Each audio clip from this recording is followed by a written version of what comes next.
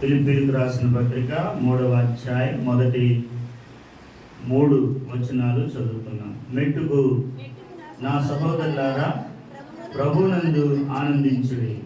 అదే సంగతులను మీకు వ్రాయట నాకు కష్టమైనది కాదు, మీకు అది క్షేమకరం. కుక్కల విషయమై జాగ్రత్తగా ఉండుడి, దుష్టులైన పనివారి విషయమై జాగ్రత్తగా ఉండుడి, ఈ చేతనను ఆచరించే వారి విషయమై జాగ్రత్తగా ఉండుడి. ఎందుకనగా శరీరమును ఆస్పదం చేసుకొనక దేవుని యొక్క ఆత్మ వలన ఆరాధించుచు క్రీస్తు యేసునందు అతిశయపడుచున్న మనమే సున్నతి ఆచరించువారము.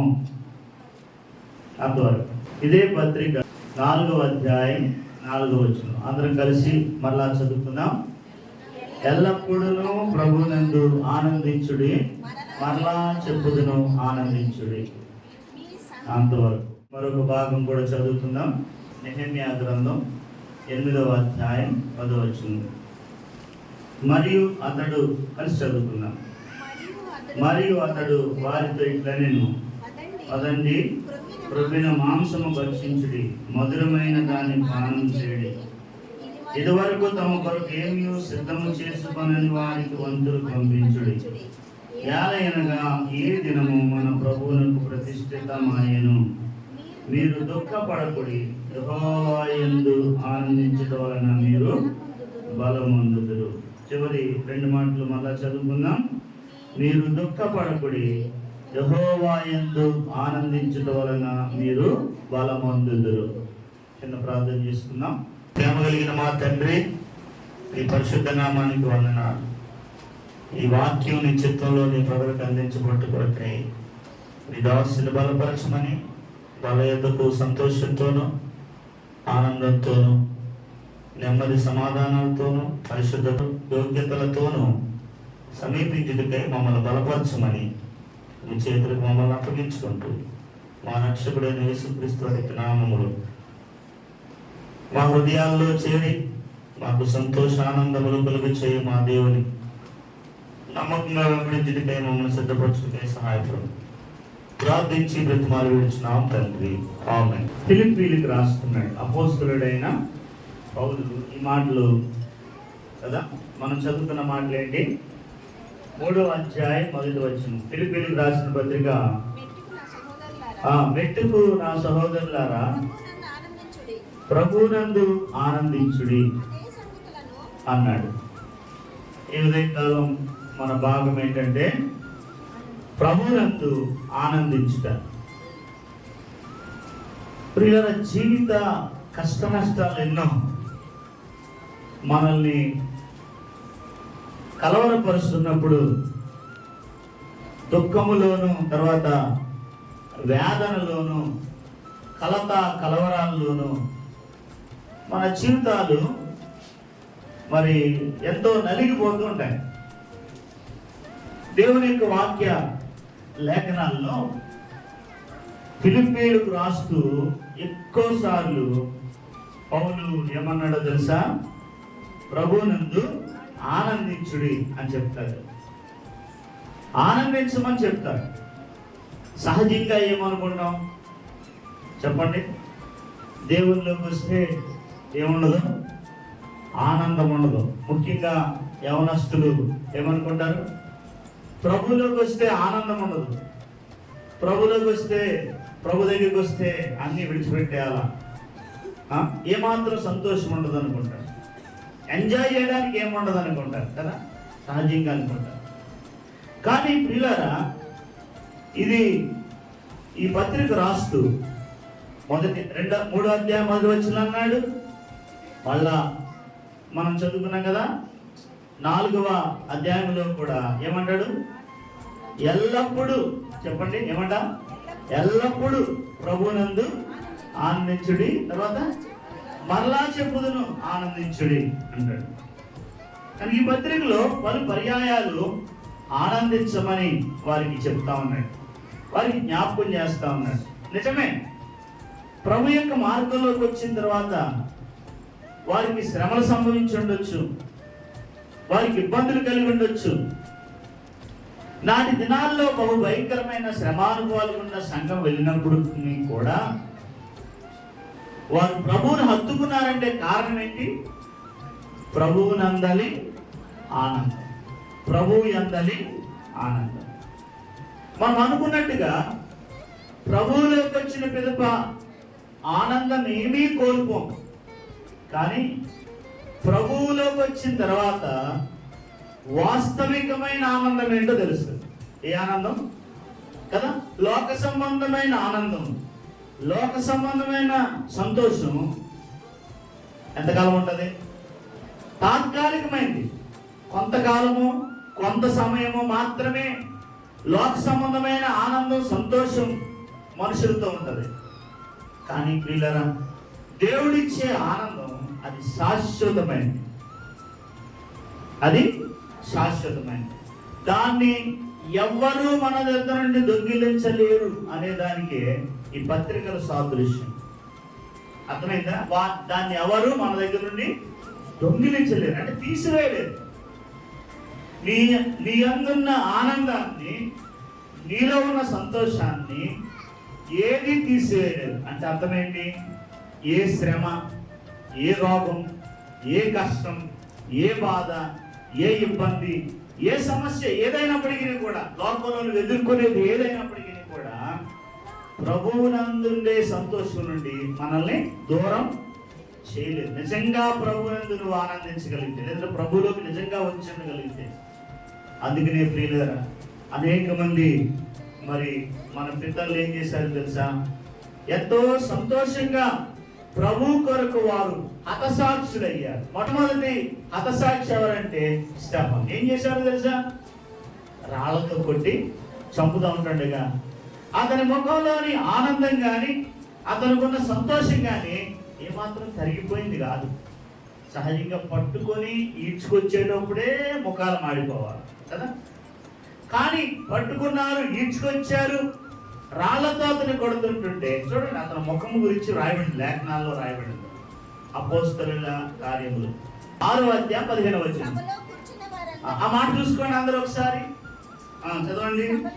సభలో కూర్చున్న వారందరూ అతని వైపు తేరి చూడగా అతని ముఖము ఎలా ఉందంట? దేవదూత ముఖము వలె వారికి కనబడేను. ఎప్పుడు? అందరూ చుట్టుముట్టేసినప్పుడు. చూసారా? అందరూ చుట్టుముట్టేసినప్పుడు అనేకమైన ప్రశ్నల చేత అతన్ని వారు కలవరపరుస్తున్నప్పుడు వింటున్నారా? అతనికి, ప్రభువుకు విరోధంగా వారు మాట్లాడుతూ మాటల చేత అతన్ని గుచ్చుతూ ఉన్నప్పుడు, సభ మధ్యలో, సమాజం మధ్యలో ఒంటరిగా తాను నిలిచినప్పుడు అతని ముఖం ఎలా ఉందంట? అది కనుక అతని యొక్క ముఖము చూసినప్పుడు ఏం మాత్రం కలవరం కనబడలా, ఏం మాత్రం తత్తరపాటు కనబడలేదు. అతని ముఖం ఎలా ఉందంటే, ఎలా ఉంది? ప్రభువునందు ఆనందించే వారి యొక్క ముఖాలు, ప్రభువునందు సంతోషించే వారి యొక్క ముఖాలు ఎట్టి శ్రమలోనైనా, ఎట్టి సమస్యలోనైనా, ఎట్టి ఇబ్బందులోనైనా ఎలా ఉంటాయి? దేవదూత ముఖం వల్లనే అవి కనబడతాయి. ప్రియులారా, అనేక మంది తమ కలిగిన శ్రమల్లో, తమ కలిగిన ఆయా పరిస్థితుల మధ్య నలిగిపోతూ ఎలా ఉంటాయి చెప్పండి? ముఖాలు వాడిపోతాయి కదా. ముఖాలు వాడిపోతాయి. ముఖం చూస్తుంటే ఏదో భారం మోస్తున్నట్లు, ఏదో కలవరంలో ఉన్నట్లు చూసేవారికి అర్థమైపోద్ది. నిజంగా ప్రభువునందు ఆనందించేటప్పుడు ఇవన్నీ లేకపోలేదు, ఇవన్నీ ఉన్నాయి. కానీ ముఖములోని ఆ యొక్క ప్రకాశత ఏమాత్రం కూడా తగ్గింది. మనం అలాగే చూస్తాం లేఖనాల్లో. వారు మోషే ముఖాన్ని చూసినప్పుడు ఎలా ఉన్నది? ప్రకాశిస్తూ ఉందని మనం లేఖనాల్లో చూస్తాం. అంతేకాదు, మోషే కొరకు మాత్రమే ఇది రాయబడలేదు. ఏమన్నాడంటే, వారు ఆయన తట్టు చూడగా వారికి వెలుగు కలిగెను, వారి ముఖములు అన్నాడు లజ్జింపకపోవును అన్నాడు. ఎవరి తట్టు చూడగా? ప్రభు తట్టు చూచేవాడు వాడు ప్రభువునందు ఆనందిస్తాడు. పరిస్థితులన్నింటిలో జాగ్రత్త వినండి. ప్రభు తట్టు చూడటం అంటే మనకేమనిపిస్తుంది అంటే అలా చూడటం కావాలనిపిస్తుంది. పరిస్థితులన్నిటిలో ఎవరితో చూడాలా? నువ్వే పరిస్థితుల్లో వెళుతున్నా, ఏ ఇబ్బందిలో వెళుతున్నా, ఏ సమస్యలో వెళుతున్నా, ఏ కలవరంలో వెళుతున్నా, ఏ ఒత్తిడిలో వెళుతున్నా, ఆయా పరిస్థితులలో ఎవరి వైపు చూడటం నేర్చుకోవాలి? ఆయన వైపు చూడాలి. కనుక వారు ఆయన తట్టు చూడగా వారికి వెలుగు కలిగే, వారి ముఖములు ఎన్నడూ కూడా లజ్జింపు. శ్రమలు లేవని వాక్యం చెప్పలేదు, హింసలు లేవని వాక్యం చెప్పలేదు. దశలోనికైలకు రాసిన పత్రిక 1వ అధ్యాయం 4వ వచనం. దేవుని వలన ప్రేమించబడిన సహోదరులారా, మీరు ఏర్పరచబడిన సంగతి అనగా మా సువార్త మాటతో మాత్రము కాక శక్తితోను పరిశుద్ధాత్మతోను సంపూర్ణ నిశ్చయతతోను మీ యొద్దకు వచ్చినదన్న సంగతి మాకు తెలియను. మీ నిమిత్తము మేము మీ ఎడలు ఎక్కివారమై ఉంటమో మీరు ఎరుగుదురు అని చెప్పి 6వ వచనం చదువుదాం రండి. పరిశుద్ధాత్మ వలన కలుగు ఆనందముతో గొప్ప ఉపద్రవమందు మీరు వాక్యమును అంగీకరించి మమ్మును ప్రభువును పోలి నడుచుకొనిన వారైతిరి అన్నాడు. ఎప్పుడు అంగీకరించారంట వాక్యం? ఎప్పుడంటే గొప్ప ఉపద్రవంలోనే, గొప్ప శ్రమల్లోనే. చూసారా వాళ్ళు ఏం చేశారంట? వాక్యాన్ని అంగీకరించారంట. ఈరోజు మనం కూడా కలవరపడుతున్నాం. మన దేశంలో ఉన్న పరిస్థితులను బట్టి కొంతమంది కలవరపడతారు. ఇలాంటి పరిస్థితుల్లో ప్రభువుని ఎవరు నమ్ముతారు? ప్రభు సువార్త ఎలాగెళ్తుంది? ప్రభువుని ఎవరు విశ్వసిస్తారు అని మనం అనుకోవచ్చు. కానీ దేవునికి అసాధ్యమైంది ఏదీ లేదు. ఆయన ప్రభువు తన వారిని ఎరుగును అని రాయబడుతుంది లేఖనాల్లో. ఎవరు ఎరుగునంట? ప్రభువు తన వారిని ఎరుగును. ఆయనకి ఎవరో ఆయన ఎన్నికలో ఉన్నవారు, ఆయన ఏర్పాటులో ఉన్నవారు, ఆయన చిత్తములో ఉన్నవారు ఖచ్చితంగా ఆయన వారిని వెతికి పట్టుకుంది. అది ఉపద్రవమైనా కానీ. దశలోనికై సంఘం ఎలాంటి పరిస్థితుల్లో ఏర్పడిందంట? గొప్ప ఉపద్రవములో ఏర్పడింది. ఉపద్రవములో వీళ్ళు ఏం చేశారు? వాక్యాన్ని అంగీకరించారు. 2 మాటలు చెప్తాను మీకు ఇక్కడ ముందుకెళ్ళి. వాక్యమును అంగీకరించారంట. తర్వాత ఏం చేశారు? అది మాట గుర్తు పెట్టుకోండి. వాక్యం అంగీకరించడం మాత్రమే కాదు, మీరు మమ్మును ప్రభువును పోలి నడుచుకున్నారంటున్నాడు. అంగీకరించడం ఒక ఎత్తు అయితే, వినండి ప్రియులారా, వినండి. ఏంటి? ప్రభువుని అంగీకరించడం ఒక ఎత్తు అయితే, పోలి నడుచుకోవడం మరొక ఎత్తు. ఎంత శ్రేష్టమైన విషయమో ప్రియులారా. వారి యొక్క సంతోషాన్ని ఏది హరించదు. నువ్వు దేవుని బిడ్డవై, దేవుని వెంబడించు వాడవై, దేవుని సేవించు వాడవై ఉన్నప్పుడు నీ సంతోషం కానీ నీ ఆనందం కానీ దొంగిలిస్తున్న ఎవరి వల్ల కాజాలు. ఏ పరిస్థితి దాన్ని కొల్లగొట్టజాలు. దేవుణ్ణి ఎరక్క మునుపు, ప్రభు మీద ఆధారపడక మునుపు సాదాసీదా విశ్వాస జీవితంలో వెళ్ళేటప్పుడు ఖచ్చితంగా బాధల్లో, శ్రమల్లో ఏం కలుగుతుంది? దుఃఖం, వేదన, కన్నీరు, ఇవన్నీ కనబడతాయి మన జీవితాల్లో. మీకు ఒక ఉదాహరణ, అంటే మనందరం ఎరిగిన ఒక వ్యక్తిని మీకు చూపెడతాను. వేళ పేరుకు మాత్రమే, చెప్పండి ఏంటి? చాలా మంది పేరుకు మాత్రమే విశ్వాసులు ఉంటారు. వీళ్ళ కష్టాలు వచ్చినప్పుడు, శ్రమలు వచ్చినప్పుడు, బాధలు వచ్చినప్పుడు, వేదనలు వచ్చినప్పుడు, కలవరపాట్లు వచ్చినప్పుడు, ఏ పరిస్థితులు మారిపోయినప్పుడు వీళ్ళు కూడా మారిపోతారు. వీళ్ళ ముఖం మారిపోద్ది, వీళ్ళ సందర్భాలు మారిపోతాయి, మందిరానికి రావడం, దేవుని వెంబడించడం అన్నీ కూడా మారిపోతాయి. ఎవరో కాదు, సమూయేలు 1వ గ్రంథం 1వ అధ్యాయంలో ఉన్న అన్న తెలుసా మీకు? ఎవరా పేరు? అన్న. ప్రతి ఏటా దేవుని యొక్క మందిరానికి వస్తానే ఉన్నాను. రాలేదా? వచ్చిందా? రాలేదా? చెప్పాలి బ్రదర్స్. వచ్చినా? ఎప్పుడెప్పుడు వస్తూ ఉంది? ప్రతి ఏటా వస్తుంది. వచ్చినప్పుడల్లా కూడా తాను ఏడుస్తానే ఉంది, తాను దుఃఖపడతానే ఉంది. కారణం ఏంటి? తనకున్న సందర్భం అటువంటిది, తనకున్న పరిస్థితులు అటువంటివి, తన కుటుంబంలో తనకి ఏర్పడిన సంగతులు అలాంటివి. అంటే ఇది అందరికీ తెలుసు కాబట్టి నేను దాని గురించి ఎక్కువ వివరాలకు వెళ్ళట్లేదు. ఇలాంటి పరిస్థితుల నడుమ తాను ప్రతి పర్యాయం కూడా ఏమవుతుందంట? చదవండి, ఒక్క వచనం చదువుదామనండి. మొదటి సమూయేలు 1వ అధ్యాయం 7వ వచనం మధ్యలో ఉందా? 7వ వచనం. ఎల్కానాను ఏటేటాదిగా చేర్చుండగా తర్వాత చదవండి. అన్న యెహోవా మందిరమునకు పోవునప్పుడెల్లా అది ఆమెకు కోపం పుట్టించను కనుక ఆమె భోజనము చేయక ఏడ్చుచూ వచ్చిందంట. ఎప్పుడు మందిరానికి పోయినప్పుడల్లా, దేవుని యొక్క ఆలయానికి పోయినప్పుడల్లా కూడా వాస్తవానికి దేవుని యొక్క ఆలయానికి పోయేది ఎందుకు? దేవుణ్ణి ఆరాధించి సంతృప్తిగా తన అర్పణ ప్రభువుకి చెల్లించి ప్రభు ఎంత ఆనందించేదానికి దేవుని యొక్క మందిరానికి వెళ్ళాలి. కానీ దేవుని యొక్క మందిరానికి వెళ్తుంది కానీ ఏంటి? తన లోటు అలాగే ఉంది, తన కొరత అలాగే ఉంది, తన దుఃఖం అలాగే ఉంది, తన ఏడుపు అలాగే ఉంది, తన వేదన అలాగే ఉంది. ఏమాత్రం మార్పు లేదు. ఎప్పుడెప్పుడు వెళ్తారు వాళ్ళు? చూడండి, అక్కడ కూడా ఏటేట ఎక్కడుందో చూడండి. ఏటేటా వెళ్తున్నారు మందిరానికి. తర్వాత చదువుకోండి అధ్యాయం అండి. ఎప్పుడెప్పుడు వెళ్తున్నారంట? ఖచ్చితంగా దేవుని యొక్క మందిరానికి వెళ్తారు. అంటే ఇశ్రాయేలు నియమం అది. సంవత్సరానికి 3 పర్యాయాలు పురుషులందరూ దేవుని యొక్క మందిరంలో కనబడాలి. అదే నియమం. ఎల్కానా ఇంకొక అడుగు ఎక్కువైన వాడు ఏం చేస్తున్నాడు?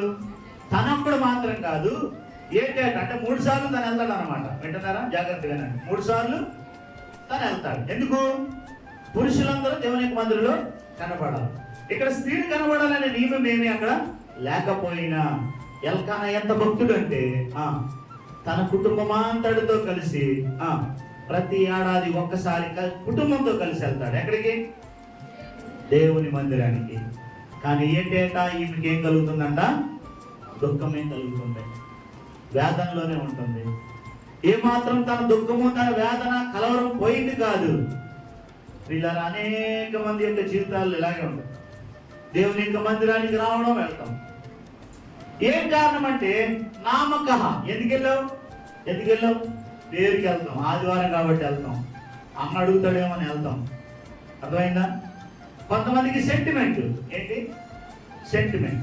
అలా కనబడి చెప్పండి, అలా వెళ్ళిపోతూ ఉంటారు. కనబడి వెళ్ళిపోతూ ఉంటారు. ఎవరికో వాళ్ళ దృష్టిలో ఎవరికో మనకు తెలియదు కానీ కనబడి వెళ్ళిపోతూ ఉంటారు. ఇదేమంటారు? దీన్ని సెంటిమెంట్. ఇలాంటి వాళ్ళకి వాళ్ళ పరిస్థితులు అలాగే ఉంటాయి, వాళ్ళ సందర్భాలు అలాగే ఉంటాయి, వాళ్ళ దుఃఖం అలాగే ఉంటాయి. ఇలా దేవుని యొక్క మందిరము ద్వారా మన సమస్త దుఃఖాన్ని, వేదనని తీర్చడానికి ఆయన తన మందిరాన్ని ఏర్పరచుకున్నాడు. 36వ కీర్తనలో కీర్తనాకారుడు ఇలాగ అన్నాడు. చూడండి, నువ్వు యాదాలాపంగా ఆచారబద్ధంగా మందిరానికి వస్తే నీకేమీ దొరకదు. కీర్తన 8వ వచనం, 36వ కీర్తన. ఏమన్నాడు కీర్తనాకారుడు? నీ మందిరం యొక్క సమృద్ధి వలన వారు సంతృప్తి నందుచున్నారు. నీ ఆనంద ప్రవాహములోనిది వారు పానము చేయుచున్నారు. ఏ ప్రవాహం అమ్మా? అందరూ అలా తిప్పండి. ఏ ప్రవాహము? ఆనంద ప్రవాహం. పిల్లరా, దేవుని యొక్క మందిరములోని ఆనంద ప్రవాహములోనిది దేవుడు వారికి ఏం చేస్తాడు? త్రాగిస్తాడు. నిజంగా దేవుని మందిరం అందిస్తే, నిజంగా దేవుని మీద ఆధారపడి వస్తే, నిజంగా నువ్వు దేవుని కొరకైనా వస్తే, దేవుణ్ణి ఆరాధించడానికి వస్తే, దేవుని పూజించడానికి వస్తే, దేవుని సేవించడానికి వస్తే, నిజంగా దేవుని కొరకు వస్తే ఏం తాగిస్తాడు? ఆనంద ప్రవాహం కదా. నీ మందిరం యొక్క సమృద్ధి వలన వారు తృప్తి నొందుచున్నారు. నీ ఆనంద ప్రవాహంలో నుండి నీవు వారికి త్రాగించుచున్నావు. ఏటేటా వస్తుంది కానీ ఏ ప్రవాహం త్రాగలేకపోతుంది? వారం వారం వస్తున్నాము, ఏం పొందలేకపోతున్నాం? ఆనందంగాని సంతోషంగాని పొందలేకపోతున్నాం. కారణం ఏంటంటే తాత్కాలికంగా, ఆచారబద్ధంగా, నియమబద్ధంగా, సెంటిమెంట్ కొరకు క్రైస్తవులు కాబట్టి వచ్చేవాళ్ళు ఏమీ పొందలేదు. ఆ రోజు ఒకరోజు వచ్చింది తన జీవితంలో, విన్నారా, తాను దేవుని యొక్క సముఖానికి భారభరితమైన హృదయంతో పోయి ఏం చేసిందంట? తన హృదయాన్ని దేవుని యొద్ద కుమ్మరించుకున్నాడు. విన్నారా? ఏం చేసింది? ఇంతకుముందు ఎప్పుడైనా ఈ పని చేసిందా? ఇంతకుముందు ఎప్పుడు ఈ పని చేయలా? దేవుని యొద్దకు వచ్చింది, దేవుని యొక్క మందిరావరణాల్లోకి వెళ్ళింది, తన హృదయాన్ని తాను దేవుని యొద్ద కుమ్మరించుకుంది. దైవజనుడు అనుకున్నాడు, ఈయనేదో రాయి వచ్చింది కాబోలు అనుకుని మాట్లాడాడు. ఆమంటుంది, అయ్యా, అత్యంత కోప కారణాన్ని బట్టి ఈ రీతిగా దేవుని యొక్క సన్నిధిలోనికి వచ్చి నా హృదయాన్ని దేవుని యొక్క కుమ్మరించుకుంటున్నా. నేను నీచురాలిని కాదు, నేను నీచురాలిని కాదు. ఆయన అపార్థం చేసుకున్నానని అర్థం చేసుకుని, అమ్మా, నీవేదైతే నీ దేవుని యొక్క మనవి చేసుకున్నావో అది నీ దేవుడు నీకు అనుగ్రహిస్తాడు, వెళ్ళిపో. ఏదైతే నీ దేవుని యొక్క నీవు మనవి చేసుకున్నావో నీ మనవిని దేవుడు అంగీకరించాడు, వెళ్ళు అని శుభవచనం పలుకుతా ఆమెను పంపించాడు. మీరు రండి. మొదటి సమూయేలు గ్రంథం 1వ అధ్యాయంలో 18వ వచనం చదువున్నాం. ఆమె అతనితో, నీ సేవకురాలనైన నేను నీ దృష్టికి కృపనందునిగాక నేను. అక్కడ ఆ మాట గమనించాలి, అందరూ చూసుకోండి బయటికి.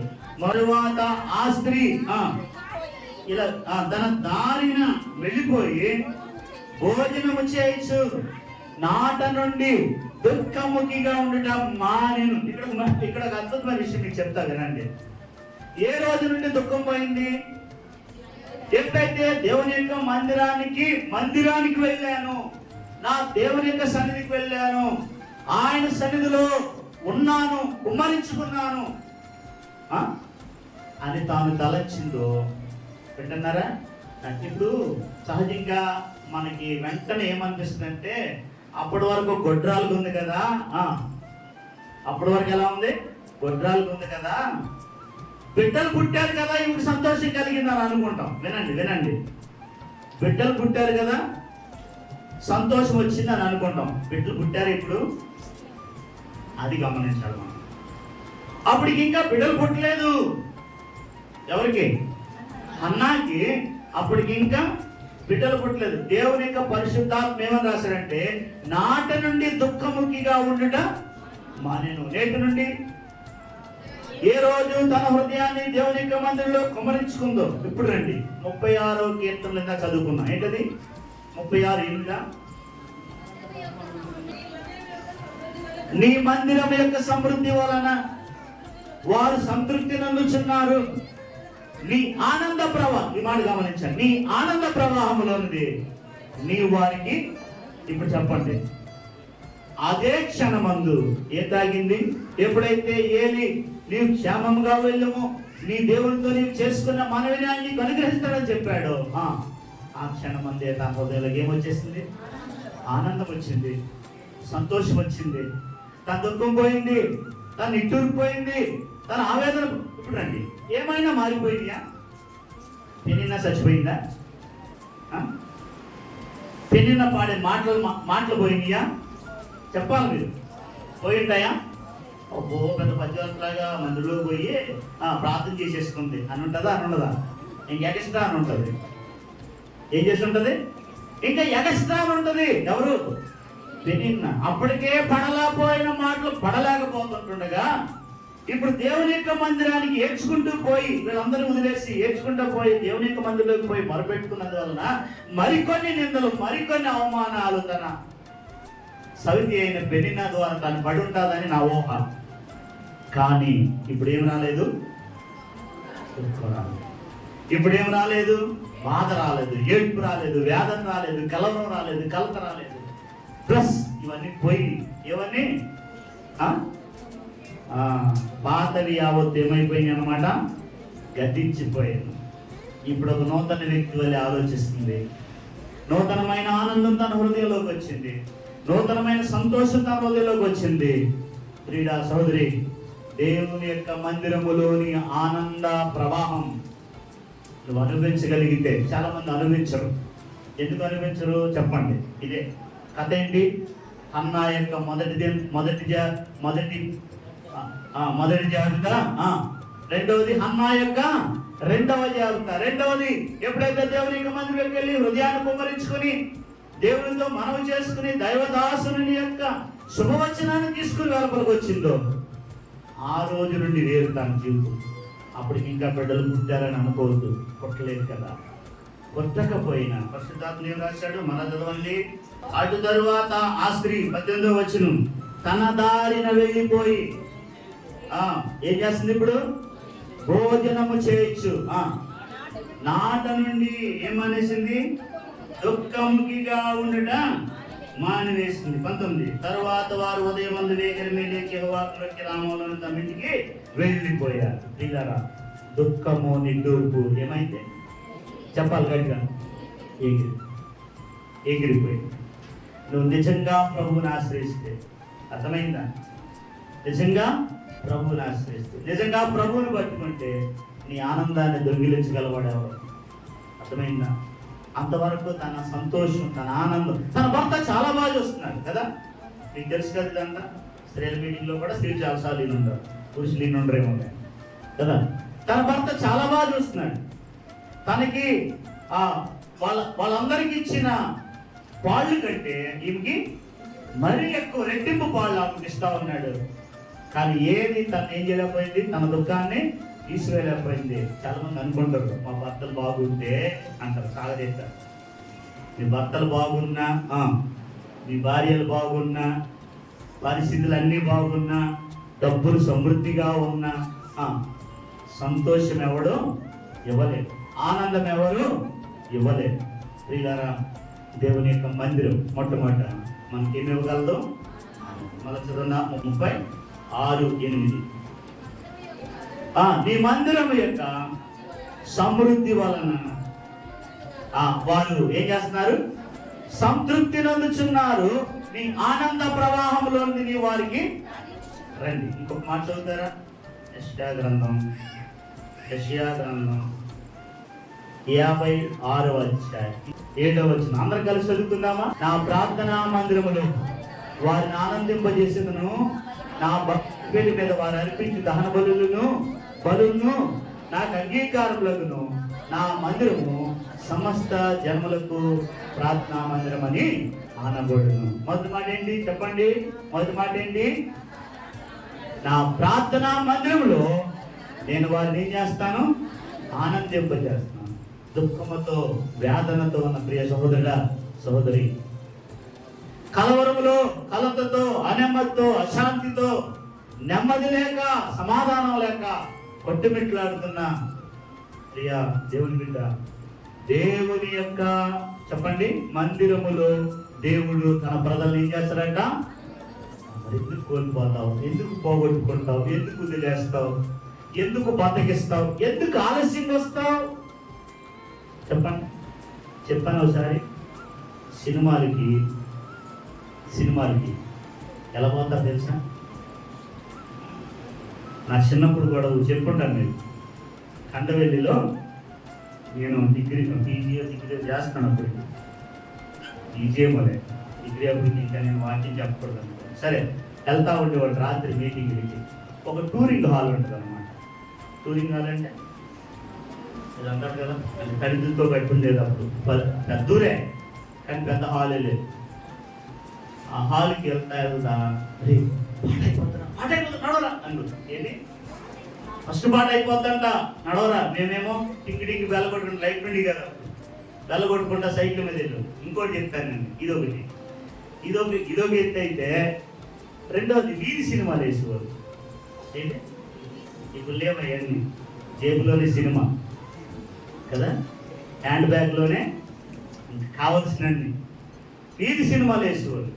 వీధి సినిమాలకి పేట్లు అట్టుకుని వచ్చేవారు. దేనికి? కూర్చోటానికి.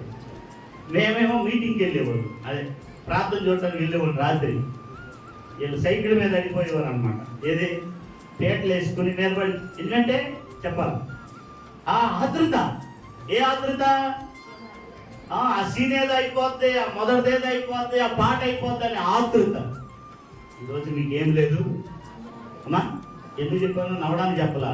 ఈరోజు నీకేం లేదు? ఆతృత లేదు. ఆతృత లేనందువలన ఆనందాన్ని పొందలేకపోతున్నాం. ఆసక్తి లేనందువలన ఆనందాన్ని పొందలేకపోతున్నాం. దేవుని బిడ్డలమైన మనకు దేవుని మందిరం విషయమైన ఏముండాలి? ఆతృత ఉండాలి, ఆసక్తి ఉండాలి. రోమాపత్రిక 12 అన్నాడు, ఆసక్తి విషయంలో మాంద్యులు కాక ఆత్మయందు తీవ్రత గలవారై ప్రభువును సేవించుడి. చదువుతారా? 11. ఆసక్తి విషయంలో మాంద్యులు కాక ఆత్మయందు తీవ్రత గలవారై ప్రభువును. చెప్పండి గట్టిగా అందరూ. ఏం చేయాలంట? మనం ఎలా ఉండాలండి? ఆసక్తి విషయంలో మాంద్యులుగా ఉండద్దు. ఆసక్తి విషయంలో ఇది ఆదివారం. చెప్పండి, ఏముండాలి నీ మనసులో? ఇదే వారం ఆదివారం, సోమవారం కాదు, మంగళవారం కాదు, బుధవారం కాదు, శనివారం కాదు. ఏ వారం? అది నీ మనసులో ఉంటే నీ ఆనందాన్ని ఎవడు దొంగిలించగలడు? నీ సంతోషాన్ని ఎవడు తీయగలడు? ప్రియులారా, ఆసక్తి విషయములో మాంద్యులు కాక ఆత్మయందు తీవ్రత గలవారై ప్రభువును సేవించడం. ప్రభు సన్నిధికి రావడం. ఏం చెప్పండి? ప్రభువును సేవించడం. అవునా కాదా? మీకు అర్థం లేదా? మీరు ఆరాధించే ఆరాధన ఏంటి? ప్రభువును సేవించడం. మీరు అర్పించే అర్పణలు ఏంటి? ప్రభువును సేవించడం. ప్రభు యొక్క బలలో చేయడం ఏంటి? ప్రభువును సేవించడం. ఆత్మయందు తీవ్రత గలవారమై మనం ప్రభువును సేవించాలి. ఎబ్రీ పత్రిక 6వ అధ్యాయం చదవండి 11. మీరు మందులు కాక విశ్వాసము చేతను ఓర్పు చేతను వాగ్దానమును స్వతంత్రించుకునే వారిని పోలి నడుచుకున్నట్లుగా మీలో ప్రతివాడును మీ నిరీక్షణ పరిపూర్ణమగు నిమిత్తము మీరు ఇదివరకు కనపరిచిన ఆసక్తిని ఏమంటాడు? మట్టుకు కనపరచు. ఒక మాట చెప్పనా? ప్రభు ద్వారా నువ్వేమన్నా పొందాలంటే, విన్నారా? ప్రభు ద్వారా నువ్వు ఏదైనా పొందాలంటే ప్రస్తుతం నువ్వు ఉన్న స్థితి కరెక్ట్ చెప్పండి, కరెక్ట్ కాదు. అందుకే ప్రభు ద్వారా నువ్వేమీ పొందలేకపోతున్నావు. కనీసం దేవుని మందిరంలో ఉన్న ఆనంద ప్రవాహంలోకి తాగడం కూడా నీ వల్ల కావట్లేదు. ఆచారంగా వస్తున్నా వెళ్ళిపోతున్నావు. ఇలా ఆచారంగా వచ్చింది వెళ్ళిపోయింది. సంవత్సరాల తరబడి తన జీవితంలో అలా గడిచిపోయింది. కానీ సంవత్సరం అలాగా కాదు. దేవుని యొక్క మందిరంలోకి వెళ్ళింది, తన హృదయాన్ని కుమ్మరించుకుంది, దేవుని దాసుని ద్వారా దీవెన పొందుకుంది. ఏం చేసింది? నాట నుండి దుఃఖముఖిగా ఉండుట మానివేసింది. తాను భోజనం చేస్తుంది, నాట నుండి దుఃఖముఖిగా ఉండడం మానివేసింది. పిల్లరా, ఈ మధ్యాహ్నం నీ స్థితి గదులేంటో నాకు తెలియదు. దేని కొరకు దుఃఖిస్తున్నావో, వేదన పడుతున్నావో, కలవరపడుతున్నావో కూడా నాకు తెలియదు. కానీ దేవుని యొక్క మందిర సమృద్ధిని ఏమని? నీ మందిర సమృద్ధిని, నీ ప్రజల సహవాసమును,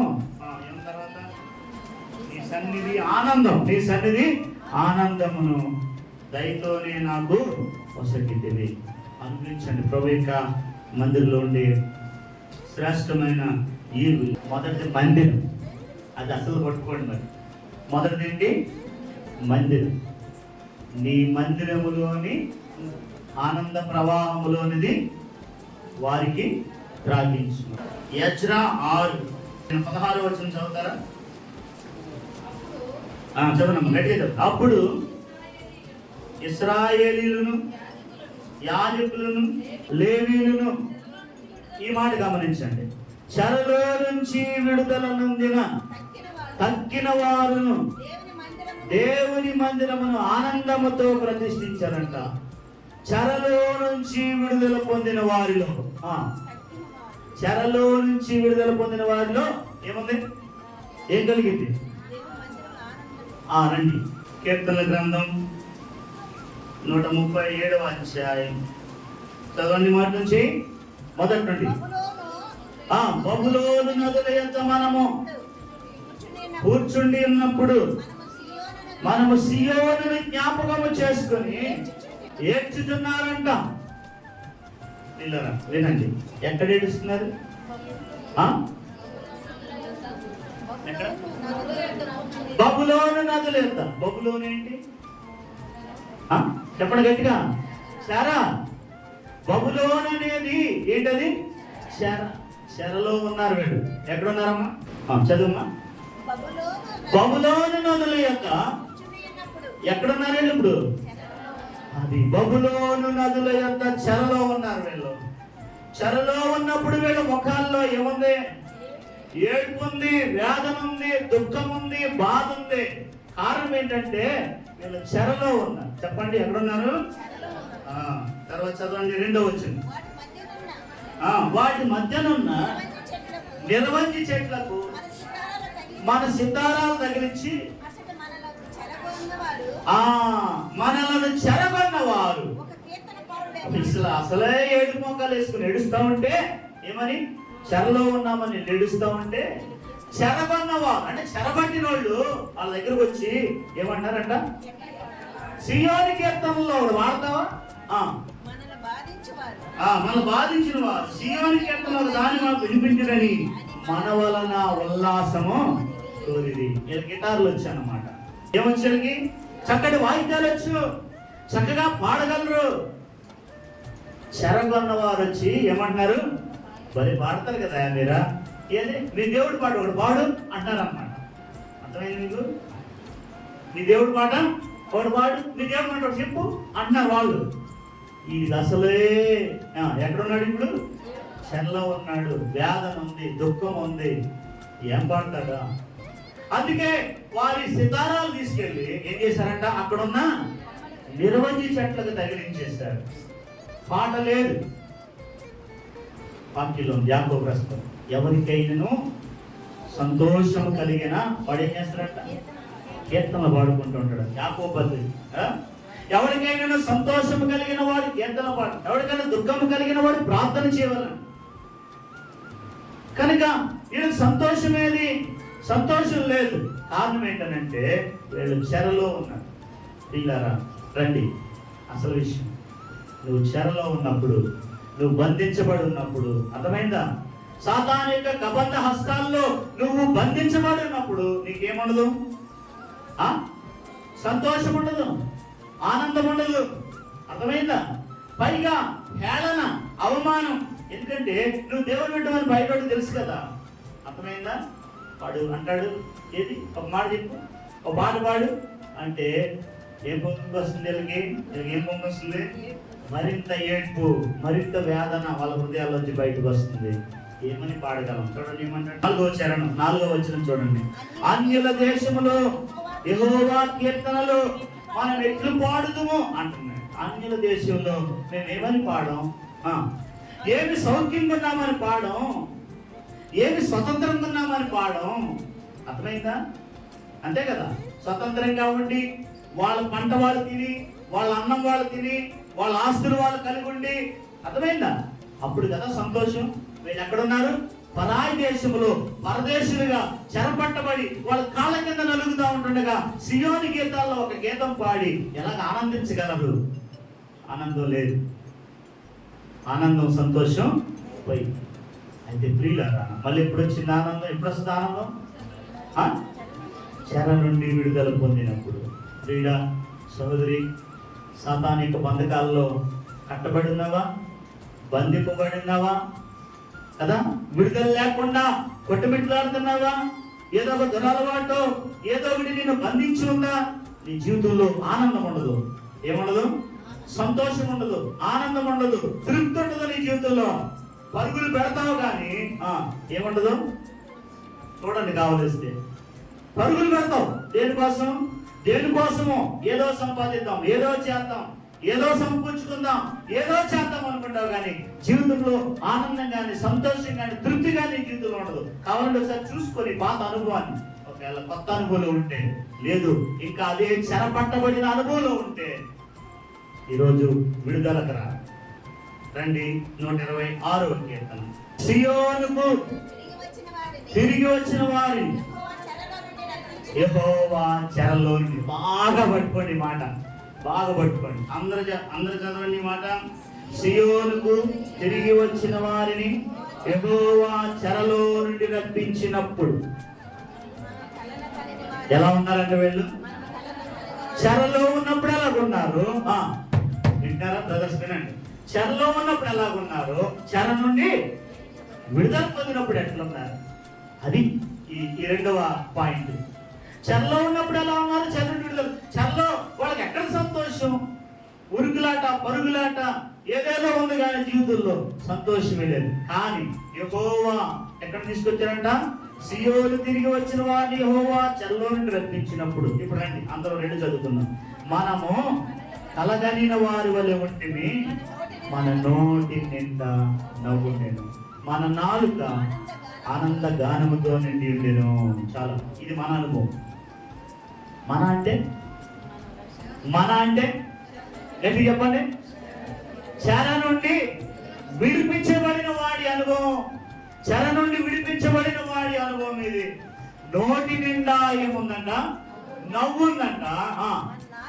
నాలుక ఏం చేస్తుంది?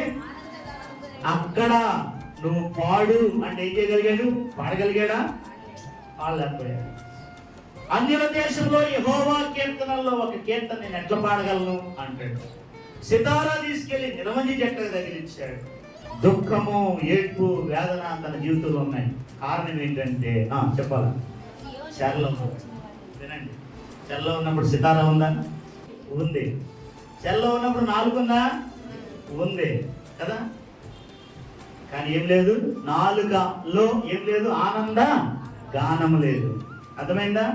సితారాకు పని లేదు. హృదయాంతరంగాల్లో ఏముంది? దుఃఖం, బాధ, వేదం ఉంది. సహోదరుడా, సహోదరి, అపవాది యొక్క చెరలో, బంధకములో నువ్వు ఉన్నంత కాలం నీ జీవితం అంతే. నీ జీవితం అంతే. అది చెర. నువ్వు గమనించు, గుర్తించు, ప్రభువుని అడుగు, ప్రభువుని వేడుకో, నీకు విడుదలిస్తాడు. ఎవరు తీసుకొచ్చారు చెరలో నుండి? ఆయనే చెరలో నుండి తీసుకొచ్చాడు. అదంతా కథ అంతా నేను చెప్పను కానీ 26:2 వచనంలో కలగనిన వారి వల్ల ఉన్నారంట అనుకుంటున్నారంట.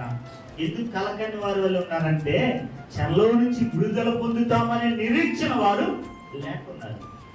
మనల్ని ఎవడు బయటికి తెస్తాడు ఇక్కడి నుంచి, మనల్ని ఎవడు తీసుకెళ్తాడు ఇక్కడి నుంచి, మనల్ని ఎవడు విడిపిస్తాడు ఇక్కడి నుంచి అనుకున్నారు. కానీ దేవుడు విడిపించాడు. ఇప్పుడు ఎక్కడికి వచ్చేసారు? స్వదేశానికి వచ్చారు, సొంత ప్రదేశానికి వచ్చారు, స్వతంత్రులు అయ్యారు. బానిసత్వం పోయింది, సంఖ్యలు విడిపోయినాయి. దాంతో పాటు ఏమైపోయినాయి? దుఃఖం పోయింది, వేదన పోయింది, నిట్టూర్పు పోయింది, ఏడ్పు పోయింది. వీరి నాలుక, నోటి నిండా ఏముంది? నవ్వు ఉంది. వీరి నాలుక ఏం చేస్తుందంట? ఆనంద గానముతో నిండి ఉందంట. ఇది మన అనుభవం. అంటే మన అంటే ఎవరైతే విడుదల పొందారో వారి యొక్క అనుభవం. అయితే వాళ్ళు ఎదిగి వాళ్ళు చూడండి, చదవండి ఇప్పుడు తర్వాత మాట. అప్పుడు యెహోవా వీరి కొరకు గొప్ప కార్యములు చేశానని అన్యజనులు చెప్పుకున్నారు. అవతలి అనుభవం చూడండి. వీరి ద్వారా దేవుని యొక్క నామానికి ఏం కలుగుతుంది? మహిమ కలుగుతుంది. నువ్వు ఎప్పుడైతే, జాగ్రత్త వినండి, విడుదల పొందడం నీకు మాత్రమే కాదు, దేవునికి కూడా అదేంటది? మహిమ. ఒక వ్యక్తి పాపము నుండి, శాపము నుండి, దుష్టత్వము నుండి, దురలవాట్ల నుండి, వీటన్నిటి నుండి విడుదల పొందడం ఏంటది? దేవునికి. అందుకే దేవుడు విడుదల చేస్తాడు. నువ్వు ఆశ్రయించాలి, నువ్వు ఆధారపడాలి. అన్యజనులు ఏమనుకుంటున్నారంటేనంట, యెహోవా వీరి కొరకు గొప్ప కార్యములు చేసి ఉన్నాడు.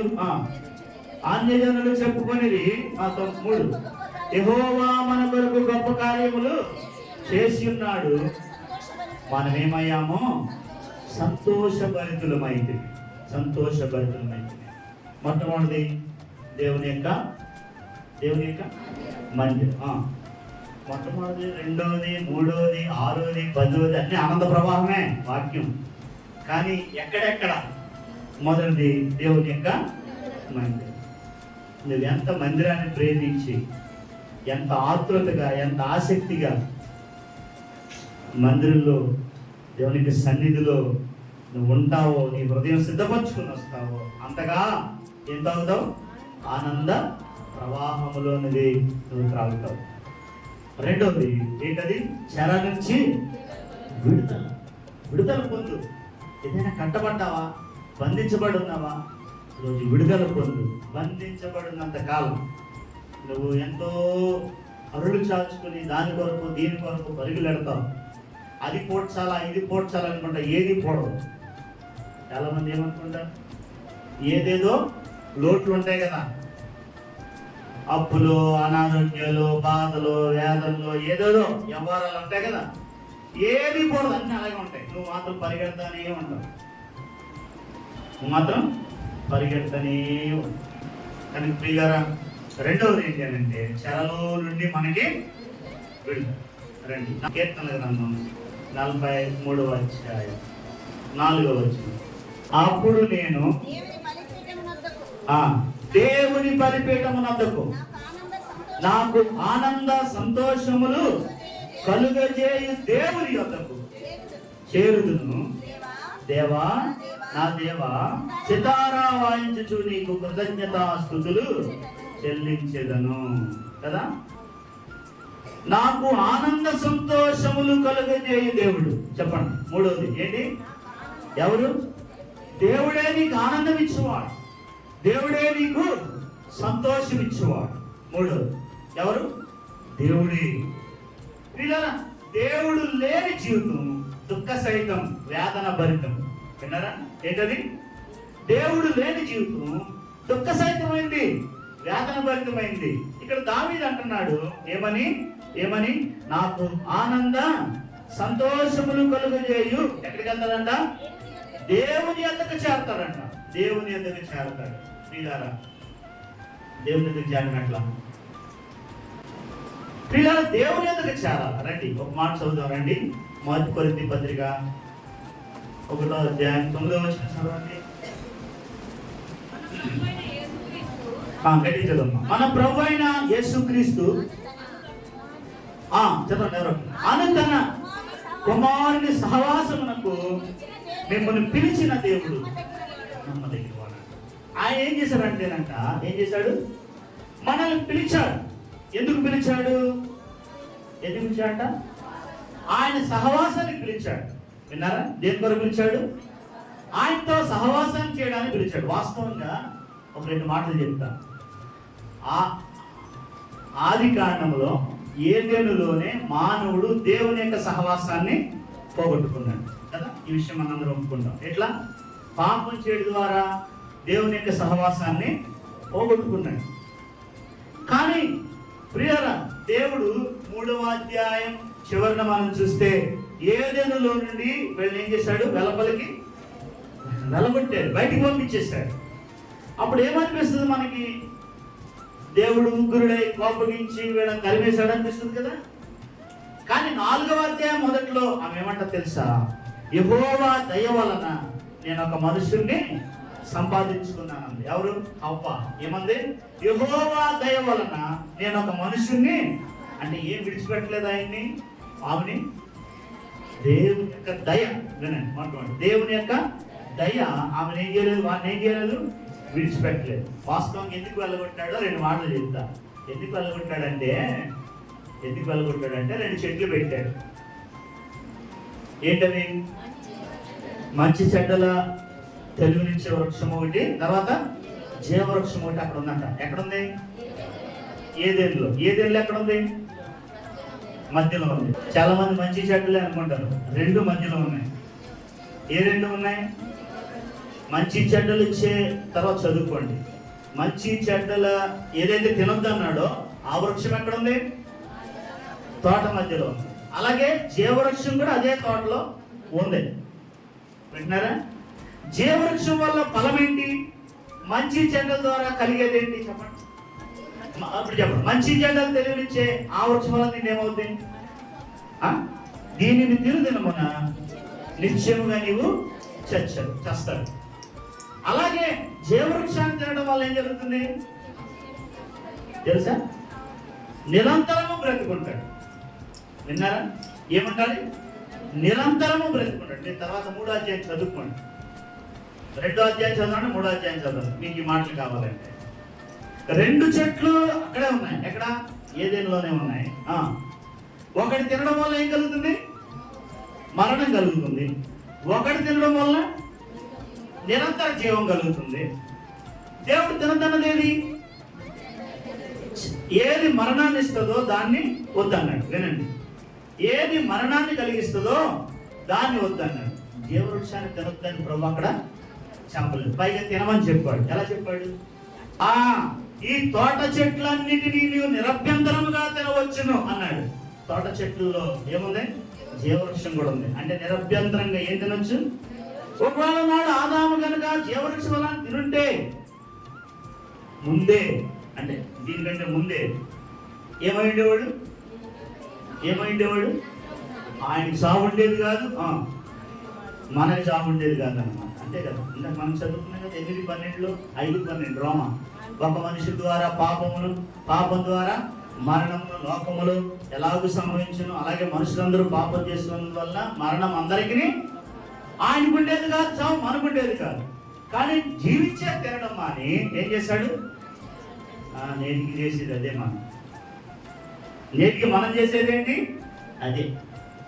ఏది ఉత్తమమో, ఏది శ్రేష్టమో, ఏది జీవమిస్తుందో దాన్ని వదిలేసి ఏది మరణం కలిగిస్తుందో, ఏది నష్టం కలిగిస్తుందో, ఏది శాపాన్ని తీసుకొస్తుందో దాని వెంట పరిగెట్టడం ఆదాము నుండి మనకు వచ్చిన నైజం.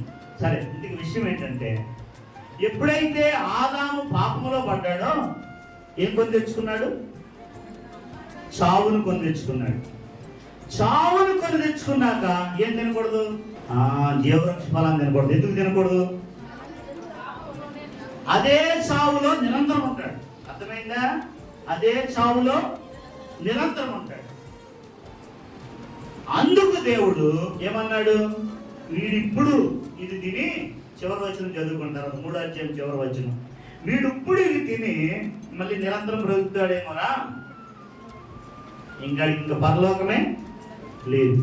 అందుకే బయటికి పంపి ఏం చేశాడంట? అగ్ని కెరూబులను అగ్ని జ్వాలలను కాపలాగా పెట్టింది. ఎందుకు? ఇప్పుడు ఒక అవకాశం ఉంది. ఏంటి అవకాశం? ఆయనే నరుడిగా వచ్చి మానవుని యొక్క పాపాన్ని భరించి మానవునికి పాపం నుంచి విడుదలించి ఏ నిత్య జీవాన్ని ఇవ్వాలనుకున్నాడో, నిరంతరం జీవించే అనుభవానికి తేవాలనుకున్నాడో అది ఇవ్వడానికి దేవుడికి ఒక అవకాశం. అందుకే మంచి చెడ్డ తెలియనిచ్చే వృక్ష ఫలాన్ని తిన్నాక ఏం తినకూడదు? జీవవృక్ష ఫలం ఎప్పుడు తిని ఉండాలి? ముందే తిని ఉండాలి. ఈయన ట్రై చేసేసాడు, మంచి చెడ్డలు తెలియని వృక్ష ఫలం తినేసాడు. తిన్నాక అంటే జీవవృక్ష ఫలం తింటే దాన్ని నైజమేంటి? నిరంతరం జీవిస్తాడు. ఎలా జీవిస్తాడు? పాపిగా. అర్థమైందా? ఎలా జీవిస్తాడు? నిరంతరము ఎలా ఉండాలి?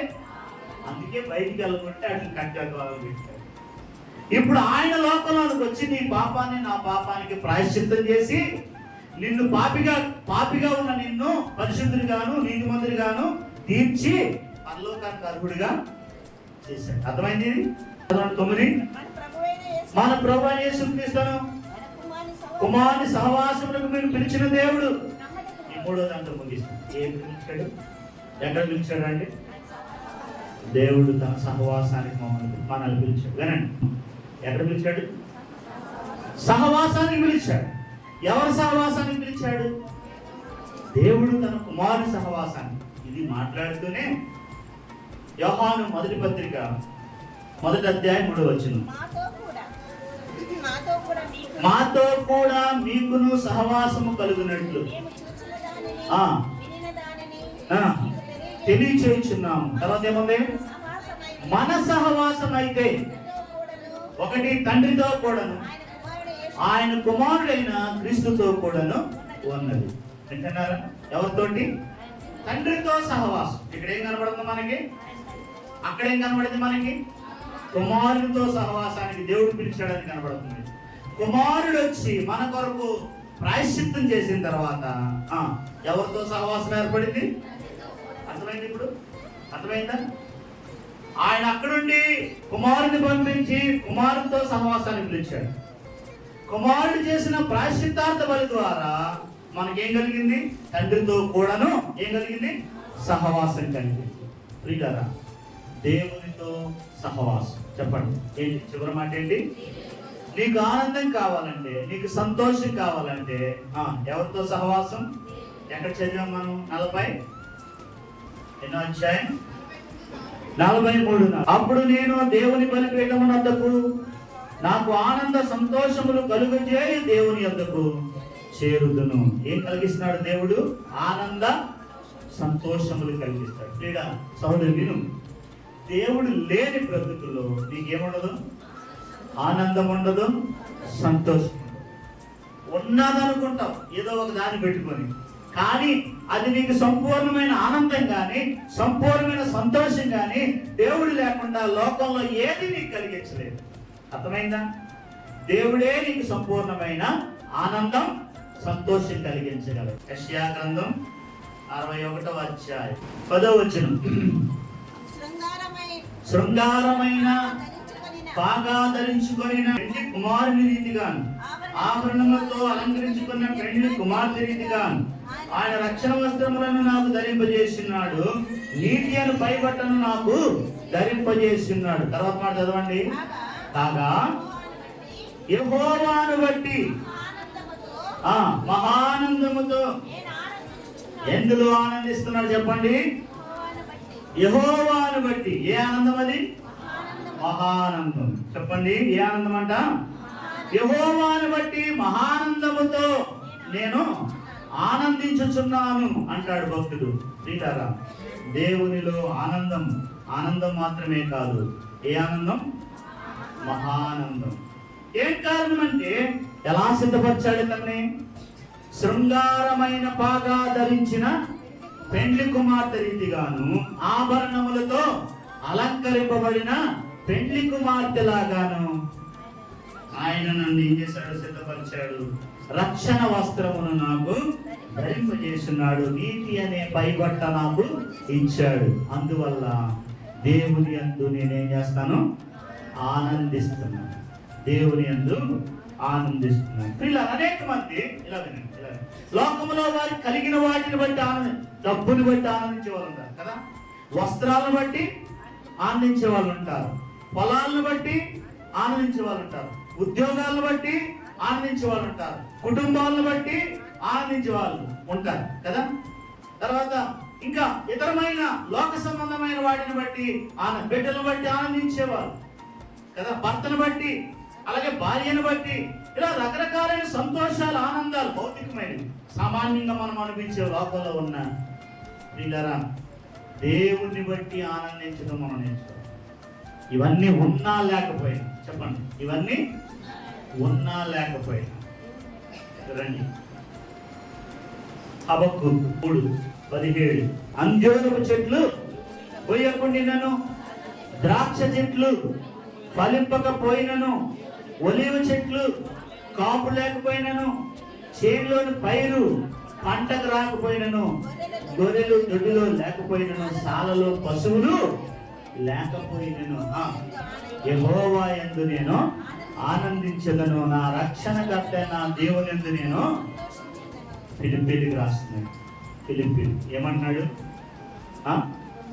ప్రియ సహోదరులారా ఏం చేయండి? ప్రభువునందు ఆనందించుడి.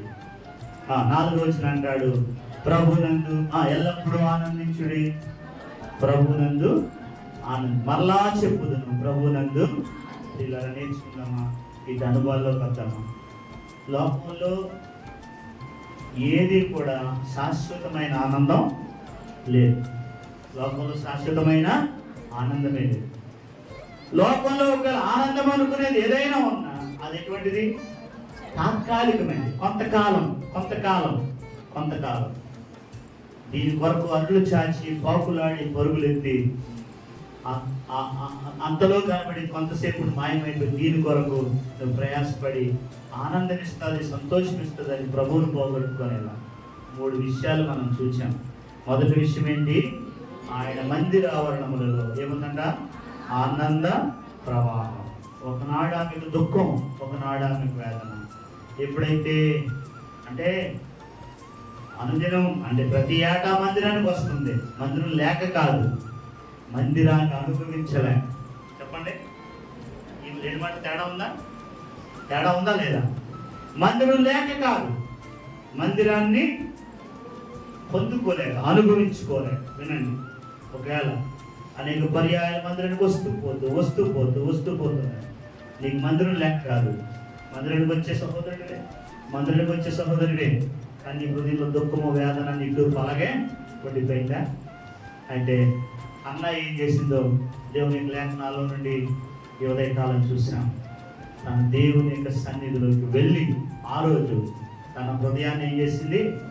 కుమ్మరించింది. ఒక ఆశతో, ఒక అపేక్షతో దేవుని యొక్క మందిరంలోకి వెళ్ళింది కదా. ఎలా వెళ్ళింది? ఒక అపేక్ష. ఎంత కాలం నేను ఇలా వేదన పడాలి, ఎంత కాలం నేను ఇలా బాధపడాలి. మందిరానికి పోయింది, కూర్చుంది, ప్రార్థన చేసింది, హృదయాన్ని కుమ్మరించింది. దేవుని దాసుడు పలకరించాడు. పొరపాటుగా ఉందేమో అనుకున్నాడు, కాదయ్యా అని చెప్పింది. తర్వాత ఆయన అన్నాడు, సరే నువ్వేదైతే దేవుడితో మనవి చేసుకున్నావో దేవుడు నీకు ఇవ్వబోతున్నాడు, వెళ్ళిపో. ఎంతకాలం ఈ దుఃఖం అనుకుంటూ వెళ్ళిపోయింది. ఎప్పుడైతే ఈ మాట విని బయటకు వచ్చిందో ఏమైంది? దుఃఖం పోయింది, వేదన పోయింది, కలవరం పోయింది.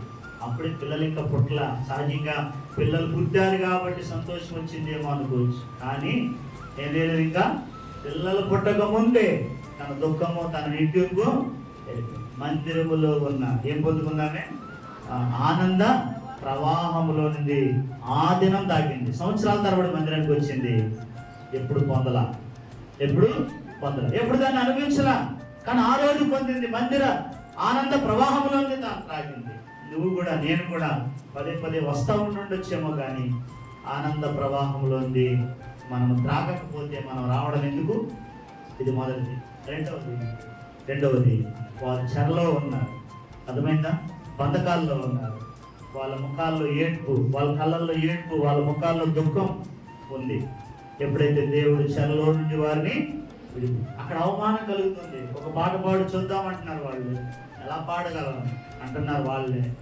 వాళ్ళ సితారాలు ఎక్కడ తగిలించారంట? నిరవంజి చెట్లు తగిలించారు. నాలుగు ఉంది కానీ ఏడవడానికి ఉపయోగపడుతుంది, కానీ ఆ నాలుగులో ఏం లేదు, ఆనందగానం.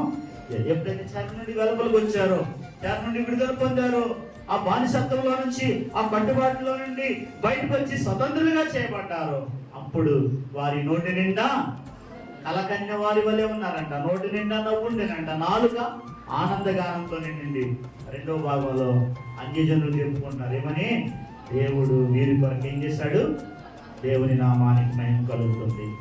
మూడవదిగా మనం చూస్తున్నాం, దేవుడు తన సహవాసానికి మనల్ని, దేవునితో సహవాసం. పిల్లలు ఎవరితో? ఎప్పుడు ఎల్లప్పుడూ వద్దు, కానీ ప్రతి దినం కలిగి ఉన్నాడు. వద్దని నేను అంటలా, నువ్వు ఎల్లప్పుడూ ప్రభుత్వం ఉంటానంటే నాకేంటి బాధ? ఆ ఆనందమే లేదు. అంటున్నారా? మీకు ఎవరికైనా ఉందో లేదో తెలియదు. కళ్ళు మూసుకుంటే తెరవబుద్ధి అవ్వదు, అర్థమైందా? కళ్ళు మూసుకుంటే ఏం చెబుతావు? నిజంగా ప్రార్థన చేసే వ్యక్తికి ఆమెకే తెలుస్తుంది అనుభవం, మిగిలిన తెలవదు. నిజంగా ప్రభువుతో మమైక్యమై ప్రార్థనలో గడిపే వ్యక్తికి ఏం చెబుతావు? కళ్ళు తెరవబుద్దావు, ప్రార్థన మానబుద్ధి అవ్వదు. ఇలాంటి అనుభవం నీకుందా? అది సహవాసం. విను, వెళ్ళిపోకున్నారా? ఇక్కడున్నారా అందరూ? అది సహవాసం అంటే ఏదో ఆదివారం వచ్చేసి బల్ల తీసుకుని కానుకేసి వెళ్ళిపోవడం సహవాసం.